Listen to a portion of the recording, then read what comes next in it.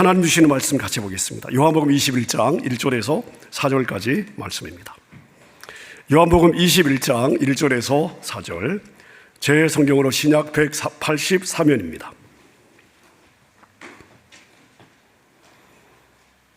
우리 한 절씩 교독하겠습니다. 1절 제가 먼저 읽습니다.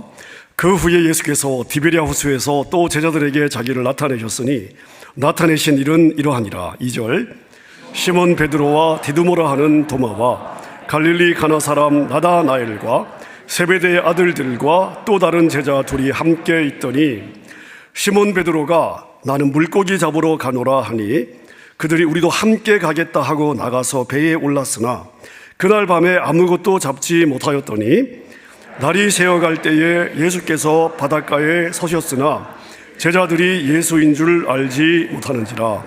아멘. 우리 디사이플 교회를 섬기시는, 얼바인에 있는 우리 디사이플 교회를 섬기시는 고윤종 목사님은 저희 특세 단골 강사님이십니다. 97년도에 남가주 사랑의 교회에서 함께 사역을 시작을 해서 저희 둘은 신고식 동기입니다.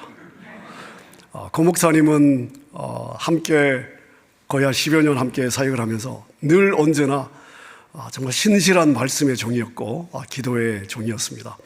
말씀도 탁월하고 찬양 인도도 탁월해서 남가주 사랑이가 어려운 시절에 앞에서 전체 예배 찬양을 또 인도하면서 말씀뿐만 아니라 찬양으로 많은 은혜를 끼쳤던 아주 귀한 목사님이십니다. 우리 황성실 목사님처럼 브라질 출신이시고요. 오늘 얼바인에서 이 새벽에 저희를 위해서 달려오셨습니다. 이 시간 우리 고 목사님 나오셔서 우리 함께 읽은 본문의 말씀을 가지고 다시 소명자로 귀한 제목으로 말씀 전해주실 때 우리 감사의 박수 드리겠습니다.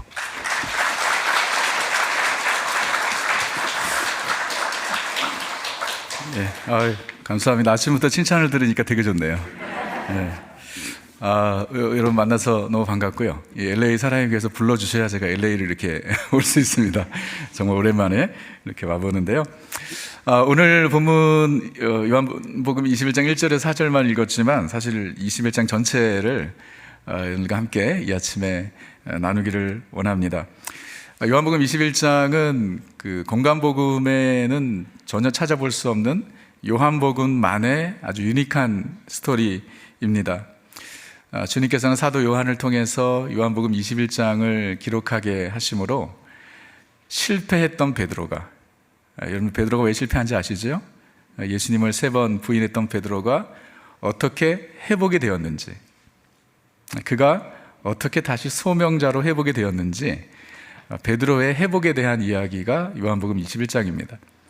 만약에 요한복음 21장이 없었다면 우리는 예수님을 3번 부인한 베드로가 어떻게 사도행전 1장에 제자들의 또 교회의 리더로 등장하게 되었는지 알 수 없었을 것이에요. 그래서 요한복음 21장이 베드로에게는 상당히 중요한 말씀이고요. 또 베드로의 회복을 통해서 오늘 주님께서 우리에게 주시는 이 아침에 주님의 세미한 음성이 있을 줄 믿습니다. 요한복음 21장은 베드로와 그 외 6명의 제자들이 갈릴리 호수에서 고기잡이를 하기 위해서 배에 오르는 것을 시작을 합니다. 베드로가 주동자였죠. 베드로가 나는 고기 잡으러 간다 라고 했어요. 베드로가 다른 제자들을 인바이트한 건 아닌 것 같아요. 베드로 스스로 배에 오르려고 했던 것이죠. 그러자 옆에 있던 제자들이 같이 조인을 했습니다. 6명의 제자들이었어요. 베드로까지 총 7명이 그날 밤에 갈릴리 호수에서 고기를 잡기 위해서 배에 올랐습니다. 여러분, 이 말씀을 우리가 살펴보면서 묵상하면서 여기서 우리는 중요한 질문을 하나 해야 할 것입니다. 왜 베드로가 갑자기 나는 고기 잡으러 간다라고 했을까요? 어떻게 생각하세요? 사실 이 말씀 우리가 익숙한 말씀인데 그런 질문을 해보셨나요? 왜 베드로가 갑자기 나는 고기 잡으러 간다? 베드로의 인텐션은 무엇이었습니까? 베드로의 의도는 무엇이었을까요? 너무 심심해서 이제 좀 있으면 내가 교회를 세워야 되는데, 예루살렘 교회 리더가 돼야 되는데 그때까지 너무 할 게 없어서, 또는 당장 먹을 거리가 없어서, 내일 먹을 일용할 양식이 없어서 나는 고기 잡으러 간다라고 했을까요? 그런 건 아닌 것 같습니다. 나는 고기 잡으러 간다라는 베드로의 결정에는 다시 옛 삶으로 돌아가려는 베드로의 의지가 있지 않을까라는 생각을 해봅니다. 옛 삶으로 돌아가려는. 여러분도 아시다시피 베드로의 직업이 예수님 부름받기 전에 갈릴리 호수의 고기잡이 피셔맨이었습니다. 그는 그렇게 평생 살았어요. 그의 인생의 바람이라고는 뭐 고기 많이 잡아서 돈 좀 버는 것, 뭐 그런 것이었겠죠. 그에게 어떠한 뭐 특별한 사명 또는 소명은 없었을 것입니다. 그런 베드로를 예수님께서 찾아가셔서 그를 부르셨죠. 컬링, 소명, 그렇죠? 너는 나를 따르라. 내가 너로 사람 낚는 어부가 되게 하리라. 갈릴리 호수의 고기가 아니라 사람 낚는 어부가 되게 하신다라고 하시면서 베드로를 부르셨을 때에 베드로가 그물과 배를 내어버려 두고 예수님을 쫓기 시작했죠. 그게 예수님과의 동행의 시작이지 않습니까? 근데 베드로뿐만 아니라 다른 제자들도 비슷하게 컬링을 받았어요. 그리고 예수님을 따랐습니다. 여러분, 그렇게 예수님과 동행한 3년의 시간은 베드로에게 그리고 그 외의 제자들에게는 정말 꿈만 같은 시간이었을 거예요. 얼마나 좋았을까요? 예수님을 통해서 천국 복음을 직접 들었습니다. 뿐만 아니라 수많은 기적들을 경험했죠. 또 기적들을 직접 체험하기도 했습니다. 오병이어의 기적, 예수님께서 물고기 2마리와 오병이어, 갑자기 헷갈립니다. 물고기 2마리 떡 5개 맞나요? 새벽에서 지정신이 아닙니다. 지금 축사하셨을 때 그거 떼어준 사람들은 누구예요? 제자들이죠. 얼마나 재밌었을까요? 베드로를 비롯한 제자들은 예수님이 유대인들이 그렇게 기다리고 고대하던 메시아 그리스도이심을 믿었습니다. 그래서 예수님을 통해서 새 예루살렘이 건설될 것을 기대하고 예수님을 쫓았죠. 그래서 누가 더 큰가, 누가 더 큰 자인가, 이런 디베이트가 저들에게 너무나 중요했던 것이죠. 그렇게 기대하고 쫓았던 예수님이 불과 33살의 젊은 나이에 무능하게 잡히시고 비참하게 죽으셨습니다. 제자들의 그 꿈과 희망과 기대가 산산조각이 난 것이죠. 예수님께서 죽으시고 사흘 만에 부활하셨어요. 그리고 제자들에게 나타나셨습니다. 오늘 요한복음 21장은 부활하신 예수님께서 제자들에게 3번째 나타나시는 장면이에요. 그러니까 이 사건, 이 일 전에 2번 더 나타나셨는데 제자들이 부활하신 예수님을 보았지만 예수님의 부활의 의미를 알 수 없었어요. 알 수 없었습니다. 더욱이 이제 앞으로 어떻게 살아야 할지, 지난 3년 동안 예수님을 쫓아다녔는데 이제 어떻게 살아야 할지 모르는 일이었죠. 그래서 베드로는 그가 제일 잘하는 것, 그 전에 했던 것, 나는 고기 잡으러 간다, 소명자의 그 길을 내려놓고 다시 옛 삶으로 돌아가려는 베드로의 의지가 있었던 것 같아요. 그래서 제일 잘할 수 있다고 자신하는 일을 한 것이죠. 그래서 그날 밤에 갈릴리 호수에서 그물을 다시 내리기 시작했습니다. 여러분, 그런데 놀라운 일은 그날 밤에 밤새 수고했지만, 밤새 그물을 내렸지만 한 마리도 잡히지 않았습니다. 여러분, 그물이 찢어질 정도로 고기가 많이 잡히는 것만이 기적이 아니라 고기가 하나도 잡히지 않는 것도 기적인 줄 믿으시기 바랍니다. 아멘. 아무도 안 하시네. 아니, 어떻게 그럴 수 있나요? 성경은 강조해요. It was nothing이라고 이야기합니다. 한 마리도 잡히지 않아. 아니, 베드로와 그 외에 요한과 야고보도 다 갈릴리 어부 출신들이잖아요. 그렇죠? 저들 전문가들이지 않습니까? 몇 시에 어디에 고기가 있는지 대강 알잖아요. 3년 만에 그물을 내렸다고 해도 그 전에 평생 하던 일인데 어떻게 아무것도 잡을 수가 없습니까? 기적이죠. 그날 밤에 제자들이 내린 그물에 고기가 들어갈 수 없는 거예요. 막는 손이 있는 거죠. 들어가지 마. 여긴 아니야. 여러분, 왜 주님께서 베드로와 제자들이 내린 그물에 고기가 하나도 없게 하셨을까? 여러분, 그것이 바로 은혜입니다. 빈 그물의 은혜예요. 이런 만약에 그날 밤 베드로가 내린 그물에 고기가 가득 잡혔다면 베드로가 무슨 생각을 했을까요? 제자들이 무슨 생각을 했을까요? 아, 여기가 우리가 있어야 될 곳이야. 우리는 이렇게 살아야 돼. 아유, 지난 3년 동안 헛수고했지. 그래, 우리는 이렇게 살아야 돼. 여기가 우리가 있어야 할 것이야. 그런 생각하지 않았을까요? 그런데 밤새 수고했지만 가장 잘한다고 자부하던 일이었지만 아무것도 잡지 못한 거예요. 빈 그물로 허탈한 마음으로 돌아오는 베드로의 마음속에 무슨 생각이 있었을까요? 아, 이게 아닌데. 내가 있어야 할 곳이 이 자리가 아닌데. 우리 주님께서 나를 이것을 위해 부르신 것이 아닌데 라는 생각을 하지 않았을까요? 사랑하는 LA 사랑의 성도 여러분, 기억하시기 바랍니다. 가득 찬 그물뿐만 아니라 빈 그물도 우리에겐 때론 은혜인 것입니다. 아멘 별로 하고 싶지 않죠? 아니, 그물이 찢을 정도로 잡혀요. 돈 좀 많이 벌어야, 큰 집을 사야, 좋은 차를 타고 다녀야, 성공해야 그게 복이지. 어떻게 빈 그물이 복이고 은혜입니까? 여러분, 그런데 빈 그물이 은혜예요. 여러분, 그 빈 그물로 인해서 내가 하나님을 더욱 가까이 만나게 되었다.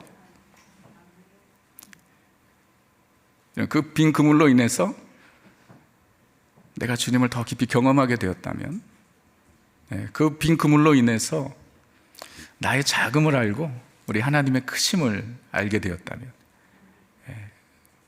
그 빈 그물로 인해서 내가 있어야 할 자리를 찾게 되었다면, 또 그 빈 그물로 인해서 나의 소명을 발견하게 되었다면, 여러분, 그 빈 그물이 은혜인 줄 믿으시기 바랍니다. 목사님이 소개하셨지만 저는 브라질 우리 황 목사님과 함께 브라질 상파울로에서 자랐습니다. 82년도에 이민을 갔어요. 그러니까 거의 40년이 됐어요. 그러니까 어렸을 때 이민을 갔어요. 10살 때. 제 나이가 몇 살인지 아시겠죠? 저는 이민 가서 브라질에 우리 교포들이 지금도 그렇지만 그냥 LA 자바 시장 같은 곳이에요. 우리 한인 커뮤니티가. 옷장사 하면서 저희 부모님 바느질부터 시작해서 조그만 공장을 하시다가 정말 작은 옷가게를 운영을 하셨는데, 정말 작은 가게였어요. 근데 언어가 안 되시니까 저는 어렸을 때부터 부모님의 장사를 도와서 일을 했습니다. 장사판에서 자랐어요. 그러면서 돈 맛을 봤죠. 야, 돈이 최고구나. 아, 우리 친척들 다 장사하는데 돈 잘 버는데 우리 집만 못 보는 거예요. 항상 집 사본 적도 없고 새 차 사본 적도 없고, 우리 부모님이 장사 속이 없으셔가지고 늘 고생만 하시고. 그러니까 저는 어렸을 때부터 야, 내가 이제 크면 장사해서 돈 벌어야지. 그냥 바람이라고는 그거밖에 없었어요.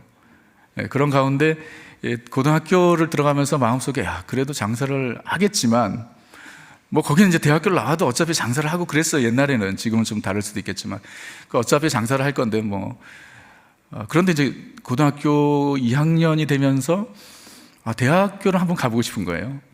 대학교를. 그래서 이제 저희 아버지께 내가 그렇게 대학교를 한번 가봤으면 좋겠다 했더니 아버지가 저를 상당히 격려를 하시더라고요. 야, 어차피 장사할 건데 대학교를 뭐하러 가냐. 그러니까 더 공부하고 싶더라고요. 그러니까 여러분, 아이들이 공부 안 하면 어떻게 해야 되는지 아시겠죠? 야, 공부 뭐하러 하냐? 그럼 더 하고 싶은 것 같아. 그러니까 나름대로 고2, 고3 거기도 이제 한국처럼 대학 입시 시험을, 베스티뷸라라고 시험을 봐야 하는데, 나름대로 열심히 공부를 해서 원하는 대학에 1차는 패스를 했는데 2차는 떨어지고 말았어요. 그게 안 됐죠. 그러면서 제 마음속에 이제 큰 실망이 찾아왔어요. 그렇지, 내 주제에 무슨 대학은. 그러면서 이제 장사에 본격적으로 뛰어들기 시작했어요. 제가 그때 제 나이가 18살입니다. 장사해서 돈 벌어야겠다. 근데 그때까지 저희 부모님이 브라질에서 무슨 옷을 만드셨냐면 세타를 만드셨어요. 세타, 스웨터. 영어로 하셔요. 여러분들 아시죠? 스웨터를 하셨어요. 여러분 생각해 보세요. 그 더운 브라질에서 그 산골은 가끔 좀 추워요. 겨울에 한 달 정도 추워. 한 달 정도. 딱 한 달 추워요. 한 11개월은 덥고. 그러니까 우리가 돈을 못 버는 이유가 있는 거예요. 뭐 잘못 선택했어. 처음부터 이 세타를 자기 세타를. 그러니 1년에 뭐 그거 한 달 동안 팔아가지고 1년 내내 먹고 사니 돈을 어떻게 모읍니까? 그래서 야, 이건 도저히 안 되겠다 싶어서 제가 이제 그 대학교도 떨어지고 그래서 이제 여름 옷을 자르기 시작했습니다. 그러니까 자른다 그러죠. 그래서 그냥 우리 친척들 다 장사를 하니까 뭐 또 이렇게 원단을 빌려서 또 투자를 해서 장사를 했는데 여러분 잘 됐을까요? 안 됐을까요? 예? 여러분 잘 됐으면 내가 왜 여기 있습니까? 예? 내가 왜 이래 목사가 됐겠습니까? 폭망했죠. 예, 완전 망했습니다. 지금 생각하면 뭐 대단한 액수도 아닌데 그땐 저한테 너무 컸어요. 너무너무 컸습니다. 예, 원하던 대학교도 들어가지 못하고 장사는 잘할 수 있을 것 같았는데 해보니까 또 안 되는 거예요. 완전 빈 그물이었어요. 제가 한 6개월 정도 우울증 같은 게 찾아왔어요. 예, 정말 나는 아무것도 아니구나. 그리고 아이덴티티 크라이시스 1.5세로서 내가 도대체 누구이고 또 브라질에서 내가 왜 이민자로 살아야 하는가 막 이런 여러 가지 막 참 우울한 생각에 사로잡혀서 살던 시간들이 있습니다. 근데 그 롱스토리지만 그 과정을 통해서 저는 하나님의 뜻을 구하기 시작했어요. 그래서 예수님을 중학교 1학년 때 영접했기 때문에 하나님과의 관계가 있었죠. 근데 그 전에는 그냥 내가 내 삶을 계획하고 내가 원하는 삶을 살면 된다고 생각을 했던 것이죠. 근데 그 시간들을 통해서 저는 하나님의 뜻을 구하게 되고 그리고 다시 제가 트라이를 합니다. 대학교를 다시 트라이를 하게 되고 제가 떨어졌던 대학에 정말 기적적으로 들어가게 돼요. 나중에 졸업할 때 제가 알게 됐어요. 120명 정원이었는데 나중에 졸업할 때 히스토리를 보니까 그때 알게 됐어요. 119등으로 들어갔어요. 할렐루야. 정말 주님의 은혜지요. 대학교 들어가면서 캠퍼스 미니스트리를 하기 시작했고 그러던 중에 대학교 2학년 때 제가 코리안 디아스포라의 시대적 사명, 내가 왜 이민자로 살아야 하는가, 하나님께서 나를 이 땅에 복음을 위해서 보내셨구나 라는 것을 깨닫고 목회자로 헌신하게 되었어요. 정말 제가 경험했던 16살 때 경험했던 빈 그물은 저에게 은혜였던 것이에요. 저를 소명자로 부르시는 하나님의 은혜의 손길이었던 것입니다. 혹시 여러분들 중에 참 이민 와서 열심히 살았지만 남은 것이 별로 없는, 아니 오히려 더 잃은 것이 많은 것 같은 분들 혹시 계십니까? 그물에 있는 고기를 세어보니까 몇 개 없어요.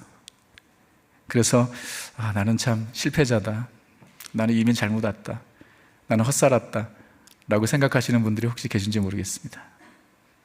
여러분, 우리에게 있어 하나님의 자녀들인 그리스도의 제자들인 우리에게 있어서 빈 그물이 실패가 아니에요. 여러분, 우리에게 실패는요, 하나님을 떠나는 게 실패입니다. 하나님을 멀리하는 게 실패예요. 예배의 자리를 포기하는 것이 실패입니다. 하나님의 뜻이 아니라 자기 뜻대로 사는 게 실패예요. 소명자가 아니라 소비자로 사는 것이 실패입니다. 여러분 기억하시기 바랍니다. 제자들이 그날 밤에 경험했던 빈 그물은 저들의 소명을 회복시키려는 하나님의, 우리 주님의 은혜였던 것이에요. 그래서 빈 그물로 아무것도 잡지 못하고 해변가로 돌아오고 있었는데 그때 예수님께서 해변가에 서 계셨습니다. 제자들은 예수님이신 줄 몰랐어요. 한 100m 이렇게 떨어져 있었는데 예수님께서 소리를 지르셨겠죠? 너에게 고기가 있느냐? 제자들이 없습니다. 근데 예수님인지 몰라요. 근데 예수님이 그물을 배 오른편에 던져라.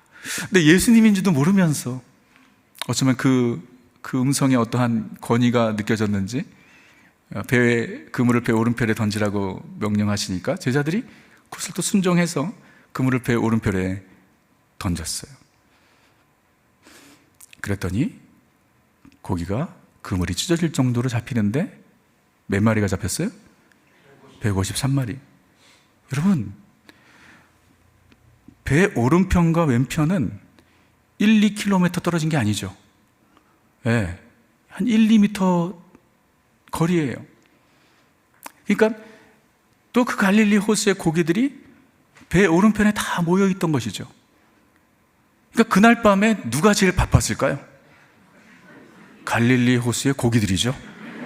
그물로 들어가려고 그러면 들어가지 마! 배 왼편에 서 있는 고기도 오른쪽에서! 제일 정신없었을 것이. 그물을 들 수 없을 정도로 고기가 잡히니까, 요한이 딱 알아차린 것이죠. 주님이시다.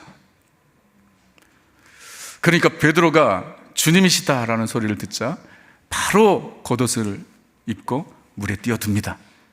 그렇게 하지 않아도 되는데 항상 베드로는 오버하죠. 요한은 눈치가 빠른 사람이었고 베드로는 행동이 빠른 사람이었어요. 여러분, 눈치가 빠른 게 좋나요? 행동이 빠른 게 좋나요? 여러분, 누굴 더 좋아하세요? 눈치 빠른 사람이, 행동 빠른 사람이? 예, 둘 다 눈치도 빠르고 행동도 빨라야 되죠. 제일 감당이 안 되는 사람들이 눈치도 없고 행동도 느린 사람. 제일 감당이 안 되는 사람. 다행히 사도 요한은 눈치는 빨랐어요. 베드로는 행동이 빨랐어요. 뭐 생각도 안 하고 바로 물에 뛰어들었습니다. 그렇게 하지 않아도 되는데. 근데 물에 딱 뛰어드니까 이 뭐 한 80m, 100m 정도 되니까 수영을 하면서 헤엄을 치면서 갔을 텐데 한 1, 2분 정도 걸렸을 거 아니에요. 베드로가 무슨 생각을 했을까요? 여러분, 수영하면 생각 많이 하게 되는 거 아시죠? 수영을 하면서 저는 그 두 가지 중에 하나인 것 같아요.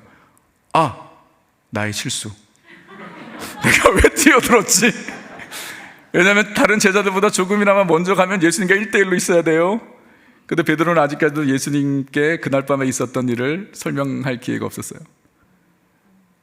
예수님을 왜 3번 부인했는지 아직 얘기를 못했어요. 근데 제자들보다 먼저 가면 예수님과 1대1로 잠깐 동안 있어야 되는데 그게 얼마나 썰렁해요? 베드로가 분명히 그 생각했을 거야. 뛰어들었는데 아닌데? 그렇다고 또 뒤로 헤엄치고 올 수도 없어. 그 생각을 했는지 모르겠지만 이 두 번째 생각은 분명히 했을 것입니다. 무슨 생각이죠? 예수님께 뭐라고 말씀드리지? 그날 밤에 내가 예수님을 부인하고 저주하는 것까지 예수님께서 직접 보셨는데 내가 뭐라고 말씀드릴 수 있을까? 내가 어떻게 설명할까? 예수님 분명히 질문하실 텐데 이 생각하지 않았을까요? 해변가에 도착을 했어요. 제자들도, 다른 제자들도 왔습니다. 근데 전혀 예상치 못한 일이 벌어지고 있었어요. 예수님께서 숯불을 펴놓으신 거예요. 따뜻한 숯불을. 그 새벽 아침에 얼마나 추웠을까요? 더군다나 베드로는 오바해서 온몸이 다 젖었습니다. 주님께서 따뜻한 숯불을 펴놓으시고 뿐만 아니라 거기에 떡과 고기를 올려놓으셨어요. 우리가 좋아하는 숯불 구이. 숯불 구이. 그 냄새가, 이런 냄새를 상상해 보세요. 해변가에 딱 도착을 했는데 숯불구이 냄새, 빵 굽는 냄새가 얼마나 좋습니까? 베이커리 냄새가 얼마나 좋아요? 고기 굽는 냄새가 얼마나 좋습니까? 제자들의 마음이 이렇게 녹아내리는 거죠. 여러분, 저에게는요 목회적 비밀 병기가 하나 있습니다. 목회를 잘할 수 있는 비밀 병기. 그게 뭐냐면 브라질리언 바비큐예요. 근데 우리 김 목사님 아실 겁니다.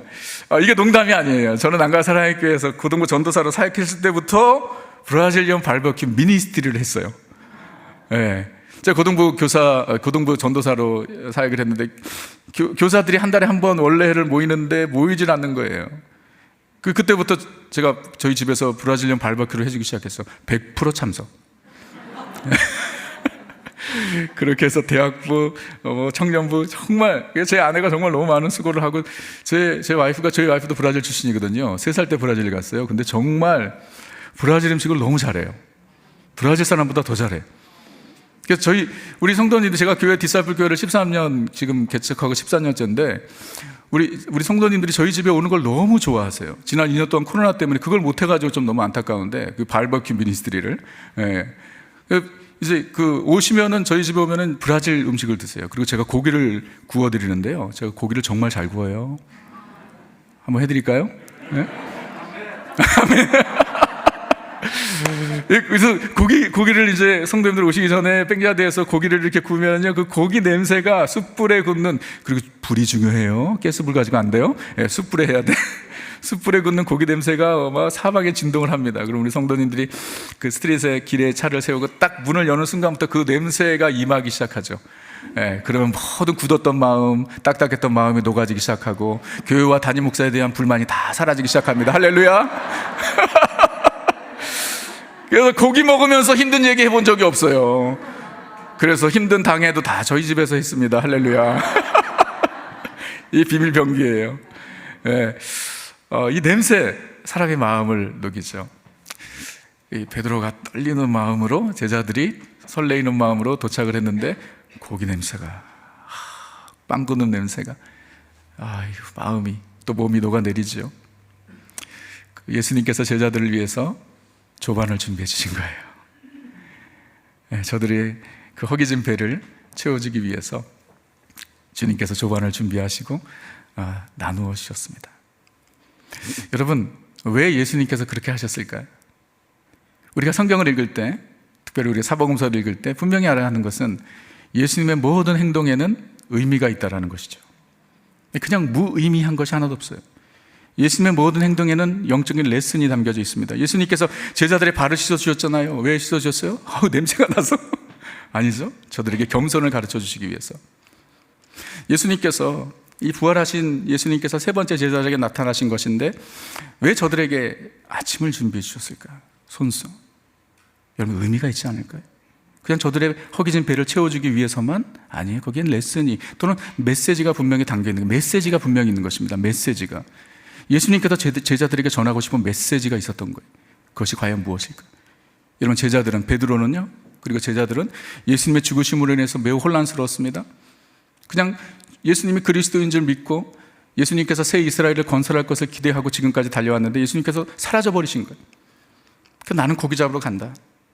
다시 그물을 잡은 거죠. 다시 배를 탄 것입니다. 소명자의 자리를 내려놓으려고 그랬던 것이죠. 밤새도록 고생했어요. 수고했습니다. 제일 잘할 수 있다고 생각했던 것을 한 거예요. 그런데 아무것도 잡지 못했어요.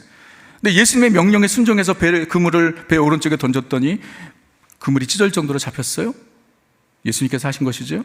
그리고 해변가에 올라왔더니 예수님께서 떡과 고기를 준비해서 제자들에게 주시는 거예요. 이 모든 과정을 통해서 예수님께서 제자들에게 주시는 메시지는 이런 것 같아요. 너희는 소명자로 살아야 한단다.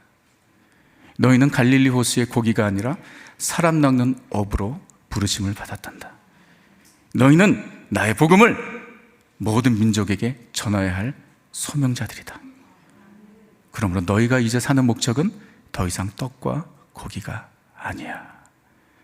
너희가 소명자의 길을 가면 내가 너희의 모든 것을 책임져 줄 것이야. 예수님께서 그런 메시지를 전하는 것이 아닐까요? 여러분, 이 말씀은, 이 메시지는 갈릴리 해변의 제자들에게 뿐만 아니라 오늘 이 아침에 우리 주님을 사랑하여 이 자리에 나온 저 여러분에게 주시는 메시지로 받으시기 바랍니다. 왜냐하면 우리 또한 소명자들이기 때문입니다. 여러분, 한번 따라해 보세요. 나는 소명자다. 아멘? 여러분, 예수님께서 12 사도들만 부르신 것이 아니잖아요. 우리도 주님께서 불러주셨습니다. 하나님의 거룩한 자녀로. 우리가 사역반에서 배우는 게 뭐예요? 교회론. 교회가 무엇입니까? 세상에서 부름받은 하나님의 거룩한 백성이. 우리는 부름받은 자들이에요. 그리스도의 제자로 부름받았습니다. 세상의 빛과 소금으로 부름받았습니다. 예루살렘과 온 유대와 사마리아 땅끝까지 이르러 그리스도의 증인이 되도록 부름받은 소명자들입니다. 여러분, 목사님들이나 선교사님들이나 특별한 사역자들, 많이 소명자들이 아니에요. 분명히 기억하십시오. 우리 모두는 소명자들이 하나님께로부터 부름받은 자들이. 여러분, 소명자의 삶의 이유와 목적은 떡과 고기가 아닙니다. 여러분, 떡과 고기가 필요 없다라는 말이 아니에요. 예수님께서도 우리의 필요를 너무나 잘 아세요. 그래서 날마다 주님께 기도할 때마다 무슨 기도를 하라고 가르쳐 주셨죠? 일용할 양식, 데일리 브레드가 필요하다는 거 예수님께서 너무나 잘 아세요. 우리에게 떡이 필요하다는 거 너무나 잘 아십니다. 우리에게 옷이 필요하고 집이 필요하다는 거 주님께서 너무나 잘 아십니다. 그러나 소명자들에게는요, 떡과 고기가 삶의 이유와 목적이 아니라는 것입니다. 더 많은 떡, 더 많은 고기, 더 큰 집, 더 좋은 차, 더 편안한 삶, 여러분, 우리는 그것을 추구하며 사는 인생들이 아니에요. 우리가 사는 이유는 무엇입니까? 바로 하나님의 나라와 하나님의 의를 위해서 사는 것입니다. 우리는 살아도 주를 위해 살고 죽어도 주를 위해 죽는 자들이에요. 우리는 먹든지 마시든지 무엇을 하든지 하나님의 영광을 위해서 살아야 될 자들입니다. 우리가 추구해야 할 삶의 목적은 소유가 아니라 소명인 줄 믿으시기 바랍니다. 여러분, 소명자로 사십시오. 예수님께서 제자들에게 아침을 먹이신 후에 드디어 베드로에게 질문하시죠. 다른 거 묻지 않으십니다. 네가 나를 사랑하느냐? Do you love me more than this? 네가 이것들보다 나를 더 사랑하느냐?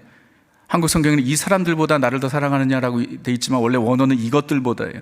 그래서 그 옆에 있는 제자들보다 네가 나를 더 사랑하느냐라는 그 질문이 아니라 베드로가 다시 붙잡았던 그물과 배들, 예수님을 따르기 위해서 내려놓았던 그런 것들을 보다 예수님을 더 사랑하느냐라고 질문하신 것 같아요. 베드로가 주님, 내가 주를 사랑하는 주께서 아시나이다? 그러자 예수님께서 내 양을 먹이라, 내 양을 치라. 무슨 말이죠? 베드로에게 교회를 맡기신 거죠. 주님의 몸된 교회를 맡기셨습니다. 실패했던 베드로를 다시 소명자로 세우세요. 얼마나 감사한 일이. 그런 후에 예수님께서 베드로에게 매우 진지한 말씀을 하십니다. 무엇이냐면 베드로가 어떠한 길을 가게 될지. 그래서 젊었을 때는 베드로가 자유롭게 다니겠지만 나이가 들어서는 잡히게 되고 그리고 결국 주님을 위해서 순교하게 될 것이라는 것을 말씀해 주셨어요. 예수님께서 베드로에게 소명을, 주님의 교회를 맡기시면서 소명자로 회복시켜 주시면서 그가 얼마나 위대한 사역을 할지, 그가 얼마나 큰 교회를 세울지, 그가 얼마나 많은 일을 할지 그런 얘기 하지 않으시고 예수님께서 베드로를 소명자로 세우시면서 그가 어떻게 죽게 될지 말씀하셨어요. 나중에 늙어서 잡히게 된다는 것이에요. 베드로가 어떻게 죽었는지 성경에 기록되어 있지 않지만 전승에 의하면 그가 로마 네로 황제 때 그 박해 때 잡혀서 십자가에 거꾸로 매달려서 죽었다 그러죠. 예수님께서 그 말씀하신 거예요. 어떻게 죽게 될 것임을.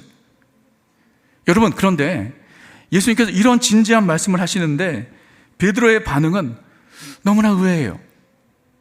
주님, 내가 주를 위해 죽겠습니다. 주를 위해, 복음을 위해 살다 죽는 것은 나에게 영광입니다. 이러면 얼마나 좋겠어요. 근데 뭐라고 이야기하냐면 들어보세요.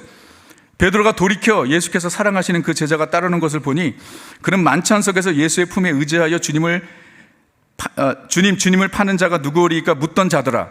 이에 베드로가 그를 보고 예수께 여짜오되 주님, 이 사람은 어떻게 되겠사옵나이까? 여러분, 이게 무슨 말인지 아세요? 예수님께서 베드로에게 지금 이 요한복음 21장의 분위기가 너무나 진지해요, 처음부터. 그리고 이 클라이막스가 무엇이냐면 베드로가 어떻게 주님을 위해서 죽을 것인가, 그 말씀을 예수님께서 베드로에게 하셨는데 베드로가 주님, 그렇습니다, 나는 주를 위해 죽겠습니다, 주님을 위해 죽는 것이 나에게 영광입니다 라고 하지 않고 예수님께서 그 말씀 하시니까 뭐라 그러냐면 옆에 사도 요한이 있는데 얘는요? 이러는 거예요. 아, 정말 베드로 주책이에요. 너무 분위기를 깨죠. 얘는요? 그러니까 예수님께서 뭐라고 말씀하시냐면 22절에 내가 올 때까지 그를 머물게 하고자 할지라도 내가 무슨 상관이냐? 너는 나를 따르라. 내가 무슨 상관이야? 너랑 상관없어. 너는 나를 따라. 이것으로 요한복음이 끝나요. 너무 아쉽죠? 베드로가 주님, 내가 주의 영광을 위해서 죽겠습니다, 주님을 따르겠습니다. 요한복음 끝. 이러면 얼마나 멋있어. 근데 예수님께서 그 말을 하니까 얘는요? 예수님께서 너는 무슨 상관이야? 너의 길을 가. 이렇게 해서 요한복음이 끝이 납니다. 여러분, 베드로가 가는 길이 있고 요한이 가는 길이 있습니다. 예수님을 가장 가까이 했던 세 명의 제자들을 생각해 보십시오. 베드로와 야고보와 요한입니다. 셋 다 소명자들이었습니다. 그런데 저들이 가는 길은요, 다 달랐습니다. 야고보는요, 가장 먼저 순교했습니다. 최초의 순교자였죠. 12사도들 중에. 베드로는 소아시아 지역에서 사역하다가 나중에 로마에서 사역하다가 아까 말씀드렸지만 순교하게 됩니다. 사도 요한은요, 다른 제자들과는 달리 순교하지 않았습니다. 끝까지 에베소에서 목회하다가 주님의 부르심을 받았어요. 여러분, 베드로의 길이 있고 요한의 길이 있고 야고보의 길이 있었던 것입니다. 이 세 명 중에 그 외의 제자들도 다 다른 길 같습니다. 누가 가장 위대한 제자입니까? 누가 가장 큰 일을 했습니까? 라고 질문하면 여러분 뭐라고 답하시겠어요? 가장 먼저 순교한 야고보?